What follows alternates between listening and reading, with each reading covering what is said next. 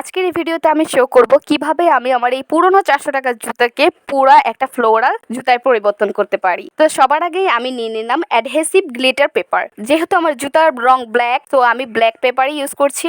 তারপর আমি flower draw করে নিব এবং সেই শেপে কেটে নিব। এবং ফ্লাওয়ার কাটার পরে আমাদের যেটা করতে হবে সেটা হলো আপনার কাছে থাকা অ্যাভেলেবেল যে কোনো স্টোন দিয়ে কিনারাগুলো সুন্দর করে সাজিয়ে নিতে হবে। দেন একটা হাফ কাট পার্ল বিট মাঝখানে অ্যাড করে দিব এবং রেডি হয়ে গেছে আমাদের ফুল। এখন এটা আমাদের জুতার সাথে অ্যাড করে দিতে হবে।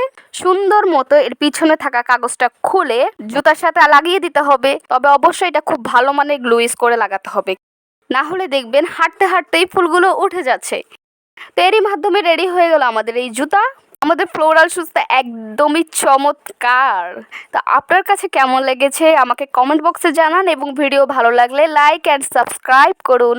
ওকে, বাই।